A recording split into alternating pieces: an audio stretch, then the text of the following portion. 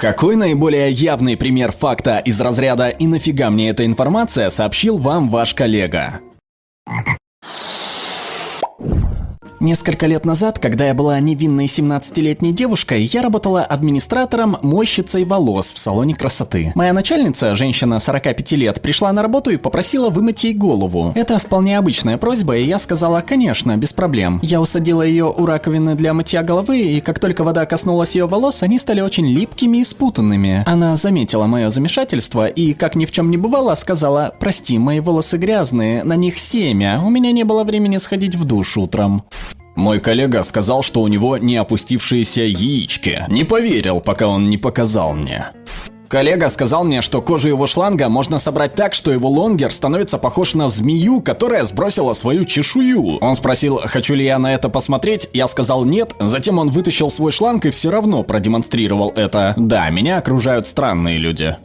Я и мой коллега очень похожи сзади, нас часто путают. Однажды возле моего рабочего места проводились технические работы, и мне пришлось временно поработать за его рабочим местом. Он все равно был на собрании. Я сидел и работал там, когда кто-то подошел ко мне сзади и шепнул: «Позже я чпокну тебя стропоном». Я обернулся и увидел окаменевшее лицо нашего менеджера, затем она просто ушла.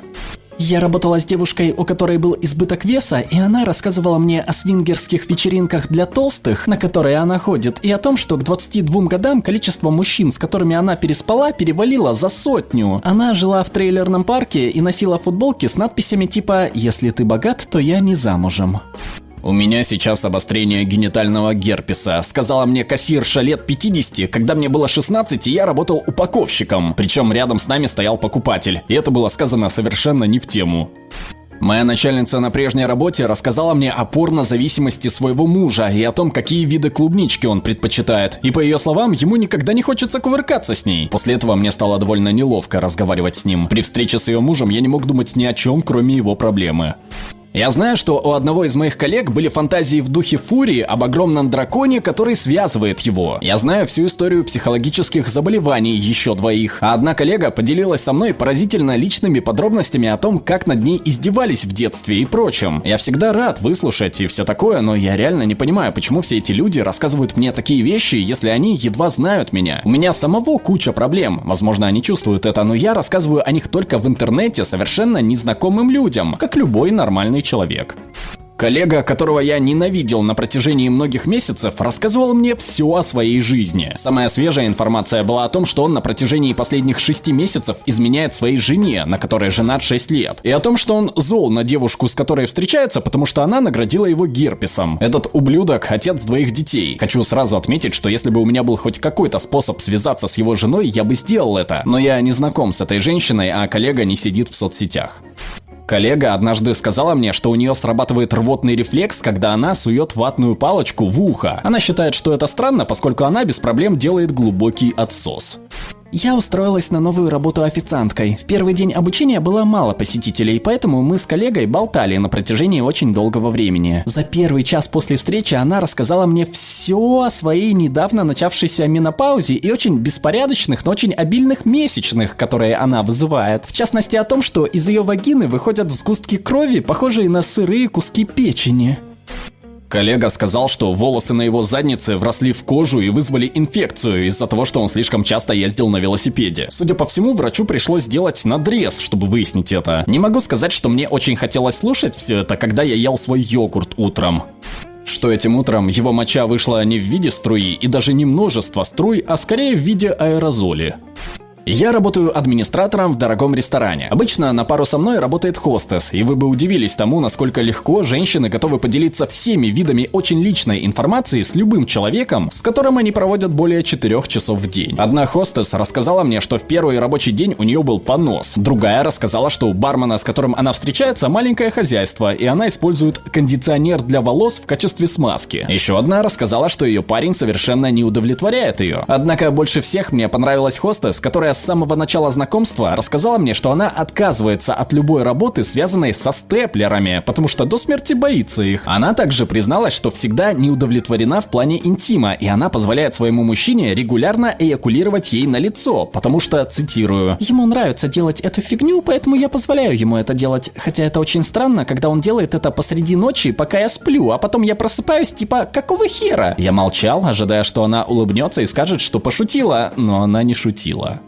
Одна из девушек, с которой я работаю, однажды сказала мне: «Я не понимаю девушек, которые отказываются глотать, и это после всех стараний. Почему бы просто не сделать это? Это как бы ваша награда». Такую девушку определенно нельзя упускать. В 15 лет я работала в супермаркете, и одна очень крупная афроамериканка по имени Джессика, которая работала со мной, однажды сказала мне: «Терпеть не могу, когда между ягодиц остается кровь после того, как я пукну». Много лет назад на шоссе в Атланте произошло крупное ДТП, что привело к огромной пробке утром. Я работаю супервайзером в офисе, и одна сотрудница застряла в этой пробке. Мы обычно закрывали глаза на опоздание и все такое, поэтому никто не интересовался тем, где она, всем было все равно. Но она подошла ко мне и как бы между прочим объяснила, что произошло утром. Она сказала: «О боже, я застряла в пробке. Прежде чем выйти из дома, я приняла 2 слабительных, и о боже, мне так захотелось посрать, мне пришлось остановить машину. Я побежала в лес, и мне пришлось перелезть через колючую проволоку и срать под деревом. Я вытерла свой зад листьями. Мы с ней были приятельницами, но не настолько же близкими. Девушка, с которой мы были едва знакомы, однажды рассказала мне историю о том, что когда она и ее парень впервые переспали, она положила хот-дог под трусики, чтобы посмотреть на его реакцию, когда он доберется до этого места. Я был менеджером в Walmart в студенческие годы. Одна из кассиров подошла ко мне с полиэтиленовым пакетом. Она сказала: «Меня стошнило». Затем открыла пакет и показала мне свою блевотину. Какого фига? Я бы поверил и без доказательства. Мои яйца ужасно воняют после долгого рабочего дня. Один из моих коллег после долгого рабочего дня. У парня на моей старой работе родила жена. Он вернулся на работу и целый день всем рассказывал, как они с женой съели плаценту.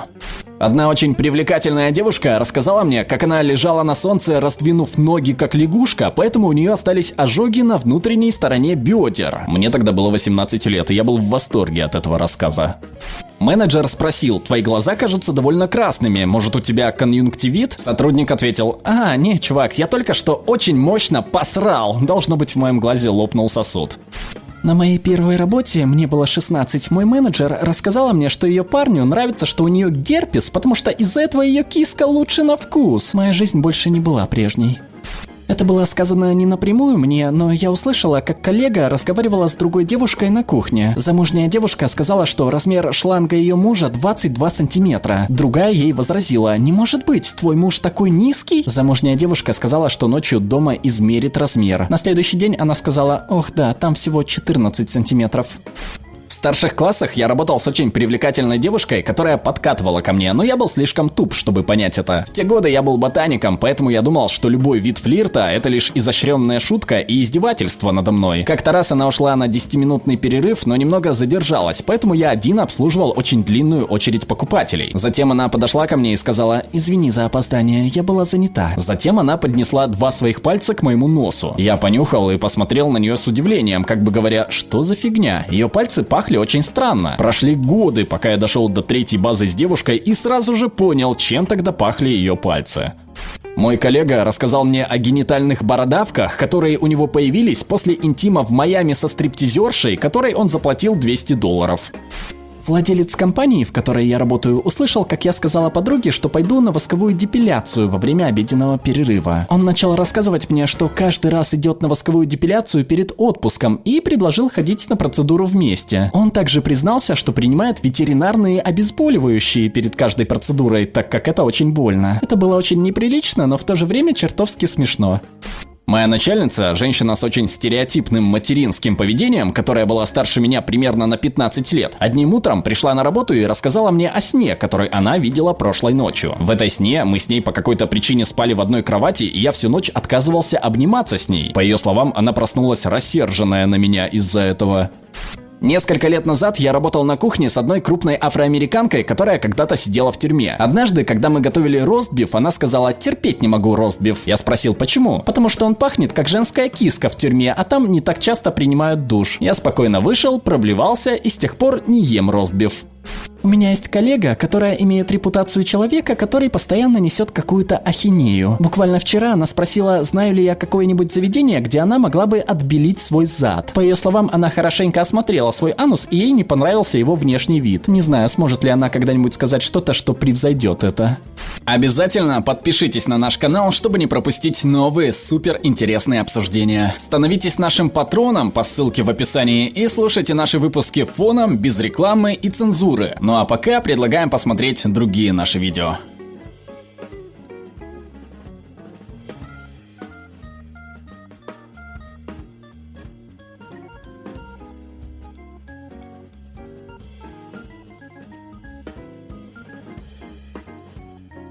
All right, everyone's presentations are done.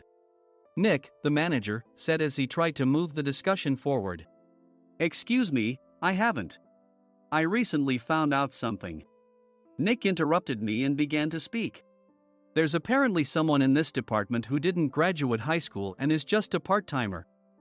Meetings should be for employees only. Absolutely right. His lackey, Mike, of course, agreed with Nick. I'm leaving. After leaving the meeting room, I started to shut down my computer. I noticed that an email had arrived, not in my personal inbox, but in the company's shared email. Thinking, there's no point in speaking up, no one will listen, I went home quietly. The next day, I heard a commotion from Nick's desk. He was staring at his computer screen, his face pale. Nick? Is something wrong? Mike looked at the screen with him. And he turned even paler than Nick. Why is he so angry? Knowing the reason for Mike's distress, I thought to myself, serves them right. My name is Adam. My mother passed away when I was in the 9th grade, and I was raised by my father. Well, you could hardly call it being raised. After my mother passed, my father changed. He drowned his sorrows in alcohol, and though he still went to work, he squandered our living expenses on horse racing. Because of that, I had to start working part-time as soon as I entered high school. Every month, I went to the convenience store with bills in hand that couldn't be auto-deducted from my father's account.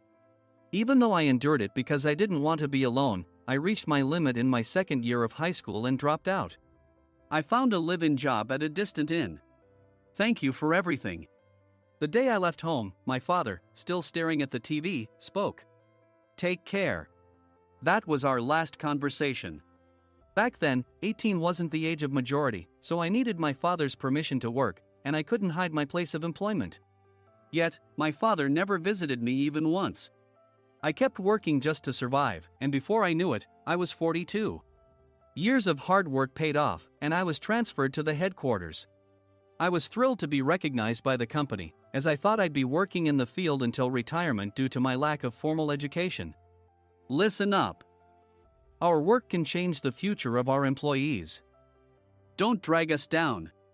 On my first day after the transfer, Nick, dressed in an expensive suit, spoke sternly. There was a reason for this. Our inn was located in a prominent tourist destination, known so well that everyone in the state could sing its commercial jingle. At its peak, we had 5 locations within the state. But that was long ago. Due to financial difficulties and aging facilities, only the place where I had worked for many years and the original establishment remained. I was prepared to lose my job anytime, but now there was a glimmer of hope. With the rise of social media, the tourist area where the inn was located started gaining attention again. Depending on how hard the sales department, where I was transferred, worked, we could either thrive or be forced to give up this prime location to the new hotel chains continuously popping up. For Nick, who had switched careers from another industry to strengthen our sales, this was a battle he couldn't afford to lose. I understood why he had to be strict. I will do my best. Nick sneered at my enthusiastic declaration. Did you not hear what I said? I'm sorry. I thought I was listening carefully. Out of habit from years of customer service, I apologized reflexively, though I had no idea what had offended him. Someone was watching me with a smirk. In this department, There are those who are expected to excel and those who have been shoved here because they have nowhere else to go. You are the latter. It was Mike, the section chief. He's 7 years younger, at 35. But he was called to headquarters much earlier than I was and had been moving around within the headquarters ever since. I'm not jealous, but I can't accept that he's my boss. Graduating from a prestigious university, he has an unusually high pride and caused many problems as a newbie, making things very difficult for me when I was the front desk leader. When I found out Mike was transferred to the sales department a month before me, I was disheartened. Mike is right. With just a middle school diploma, there's not much you can do. Don't even think about achieving results. As if I didn't exist, Nick remarked, I'm thirsty. Mike eagerly ran to the coffee maker. It seems Mike is Nick's lackey. I regretted being happy about my transfer to headquarters, wishing I had stayed on site forever. Send a direct mail to every company on this list by the end of the day. Nick only assigned me tasks that even a new graduate could handle. What? There are over 1,000 companies. You want me to send to all of them by today? Yes, if you and your fellow misfits split the work, even those with nowhere else to go should finish by today. I glanced at the employees typing away expressionlessly. They were worn out from customer service, only thinking about leaving on time, or were women reassigned after having children, with zero motivation for work. Even Sam, a new graduate from the same university as Mike, who was supposed to be among the expected achievers, had no enthusiasm for the job, having joined the company wanting to do customer service. I don't care what they say, I plan to quit anytime, he said. Only Nick and Mike were highly motivated, making all the decisions between the two of them. I originally only wanted to work at the inn to survive and had no particular attachment to this job. I swallowed my words, thinking I had no right to reprimand them. About a month after the transfer, Nick told us with a frustrated look. To commemorate the 50th anniversary, we've decided to create a plan exclusive for one group per day. Originally, Mike and I were supposed to come up with it, but our president, Mr. Thompson, insists on hearing everyone's opinions. So, you all get a chance. As Nick explained, Mike began handing out prints. Make sure not to embarrass Nick. If your ideas are half-baked, you'll have to redo them. It seemed that they had printed his handwritten notes by Mr. Thompson, which included several questions and a section for free responses. It made sense why Nick had to seek our input, given that all responses had to be submitted to Mr. Thompson. We were given a week to think about it, and a meeting was scheduled to compile our ideas. My plan is to let guests enjoy both the old and modern America. Nick began the presentations. Guests would watch a master confectioner at a nearby traditional sweet shop make sweets in front of them. The welcome drink would be premium tea in a bottle. Nick's plan was certainly attractive. After his presentation, Nick called on us to present in the order we were seated. Just as I stood up for my turn. All right, everyone's presentations are done. Excuse me, I haven't. I recently found out something. Nick interrupted me. There's someone in this department who didn't graduate high school and is just a part-timer. He was likely talking about me. I joined the company as a part-timer and was made a full-time employee when I turned 20. That was 20 years ago, so Nick and Mike probably had no chance to know until recently. Meetings should be for employees only. Absolutely right. After that, Nick kept creating opportunities to solicit everyone's opinions, purposefully excluding me from speaking. The meeting unexpectedly heated up and went past the scheduled end time. A few people asked to leave, and the discussion continued with the remaining few. Still here? Normally, you'd leave in that situation. Though I had no attachment to the job initially, hearing kind words from customers made me want to make them happier. For someone like me, with nowhere to go, the inn was my home and customer service was my life. I felt pathetic about my current self. I'm leaving. I left the conference room and started shutting down my computer. I noticed an email had arrived, not in my personal inbox, but in the company's shared email. Thinking no one would listen to what I had to say anyway, I quietly went home. The next day, while preparing the DM as instructed, I heard a commotion from Nick's desk. In his haste to stand up, he hit his knee on the desk. He stared at his computer screen, his face pale. Nick! What's wrong? Mike, thinking he should be the first to rush over, approached Nick while still wearing his coat. He peered at the screen with Nick. And he turned even paler than Nick. Why is he so angry? Who is responsible for this company? Nick, more irritated than ever, asked, and Mike answered without checking. Probably Sam. Sam wasn't there because he was attending a morning training session for new hires. Nick gave up on getting angry and returned his gaze to the screen. They were looking at an email that arrived right after the end of the working day yesterday. Apparently, no one, including me, had checked it before leaving. The email was from a large company that used us for their annual employee trips. The president and executives of that company also frequently used our services personally. President of the company, Mr. Mason himself, had declared that neither he nor his company would ever use our services again. Well, some companies cancel their employee trips or stop using our services due to financial struggles. Let's just move on. Mike kept wiping the sweat from his forehead with a handkerchief. Knowing why Mike was so agitated, I quietly watched their interaction. Do you know how much revenue we get from that company?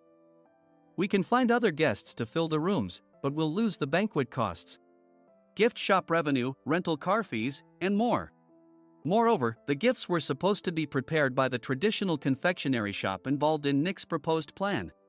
If it's known that we incurred such a huge loss at this critical time, Nick's position in the company would be jeopardized.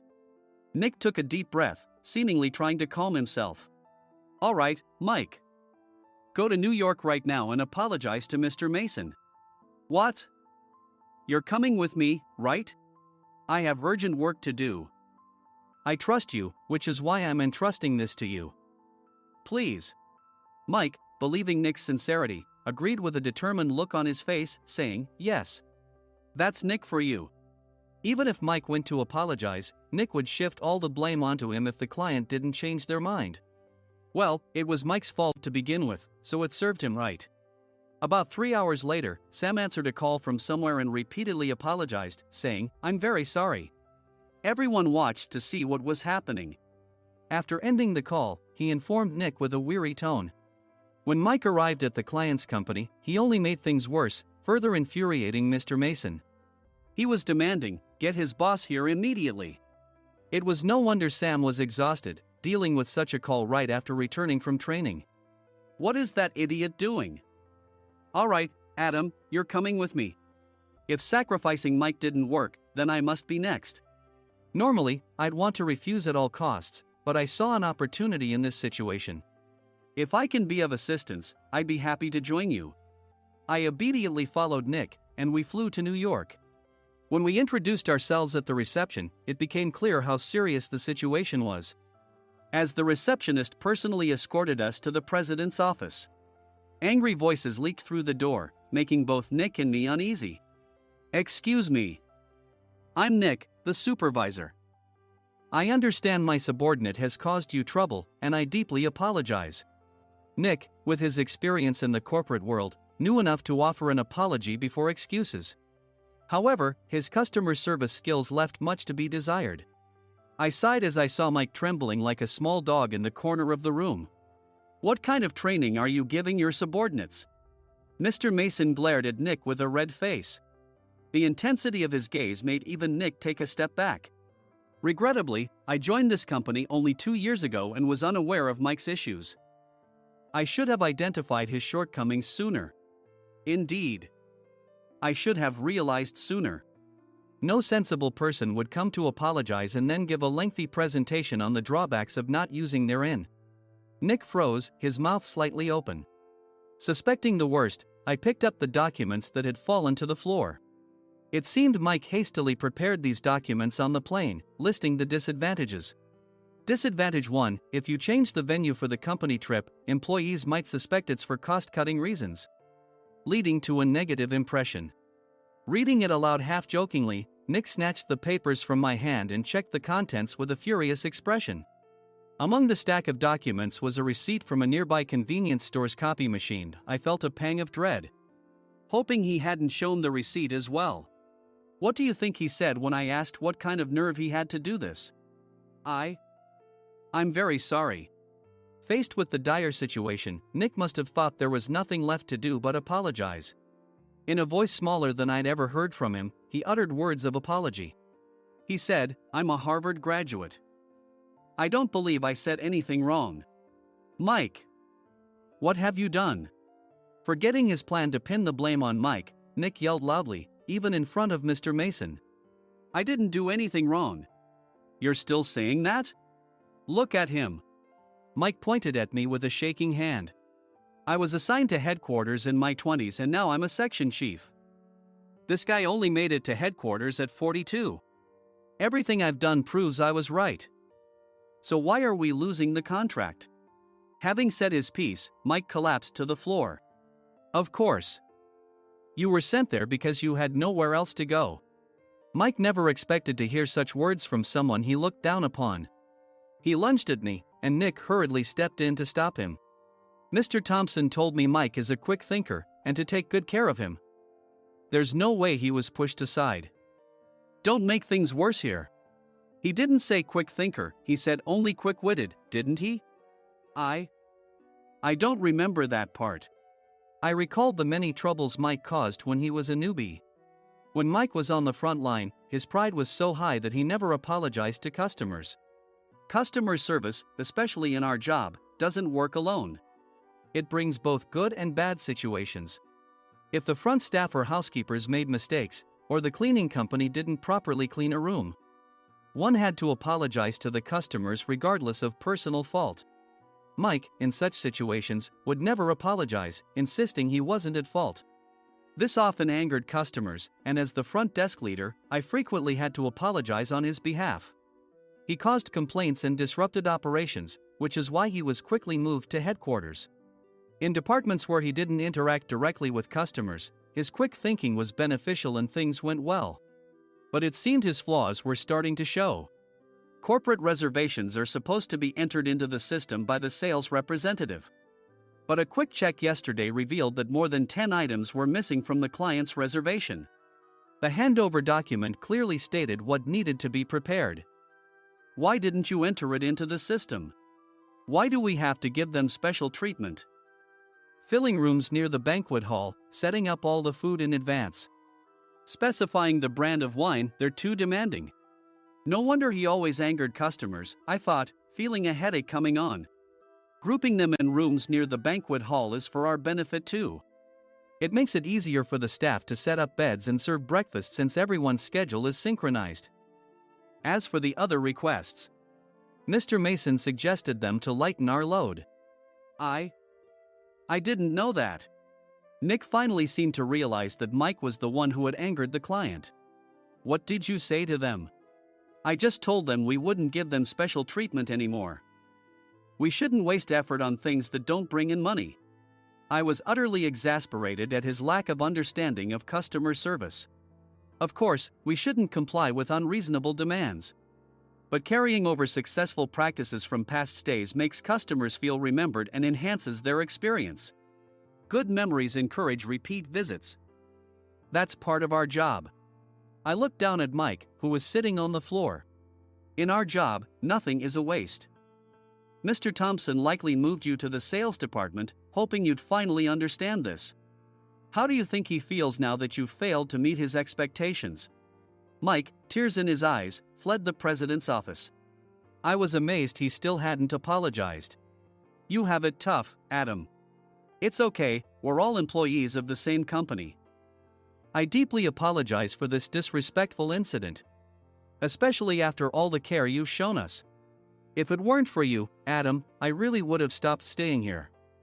When I heard you were moving to the sales department, I was willing to reconsider if you handled it. Seeing us talk so amicably, Nick's face contorted. Do you two know each other? Adam's service is excellent. I always requested him specifically. Normally, we don't accept specific staff requests, but we made an exception for Mr. Mason, adjusting my shifts accordingly. He had personally stayed at our hotel just before my transfer, and during casual conversation, I mentioned, I'm moving to the sales department soon. If I hadn't told him then, things could have been much worse. Please continue to take care of us. I look forward to it. On the return flight, Nick awkwardly offered me a can of beer. It's still working hours. Of course, I had no intention of forgiving him for a single beer. Nick might try to pin everything on Mike and avoid any consequences. While pondering this, a startling fact came to light. Nick, the tea bottles for the plan have arrived. I handed Nick a bottle labeled with our inn's name. They look good. What are you talking about? These are plastic bottles. I had assumed we would use the trendy, high-end bottling tea. But what arrived were ordinary plastic bottles of tea with customized labels. The only unique aspect was the label, which had the inn's name, making it look customized. Upon further investigation, I discovered that a substantial amount of money was set to be paid to the tea company. It was priced like bottling tea. Does this plastic bottle really cost $100 each? The tea inside is specially blended for us. The extra cost is for that. Wouldn't it be better to use another tea company? Or is there a specific reason we must use this one? As Nick continued to make excuses, I showed him a printed email. I informed the tea company's president, Mr. Mitchell, that we discovered irregular payments and he confessed. He said you two were high school classmates and planned to split the extra money. That idiot. Why did he confess? That's not important. You should worry about yourself, this could turn into a police matter. Opening the bottle cap, I suggested. How about calming down with this tea? It supposedly has a relaxing effect. Nick drank the tea frantically. In the following days, decisions were made about their fates. Mike was reassigned to the General Affairs Department, with no chance of transfer or promotion, as per Mr. Thompson's orders. As for Nick, since the payment to the tea company hadn't yet been made, he narrowly avoided legal trouble. Instead, he was encouraged to leave the company, and to avoid further complications, Nick submitted his resignation. Rumor has it that connections between HR departments have made it difficult for him to find new employment. Even though it was good to have those two gone, something unexpected happened in the sales department. Everyone became motivated and united in refining the 50th anniversary plan. In the end, my plan was adopted. We collaborated with the Tourist Information Center to provide personalized guides. The plan, tailored to the number of guests, was truly special for the 50th anniversary. Hey, is Adam's family coming to stay? I immediately booked that special plan for my family. Sam noticed it on the reservation list and quickly picked up on it. Yes, I'm inviting my father. That's great. I might invite my parents too. I lacked the courage to face my father just as Adam. But here, with the confidence Mr. Mason praised, I felt ready. The 50th anniversary plan was a perfect opportunity to reconnect with my father. I hoped to bring back the days when we could laugh together as we once did.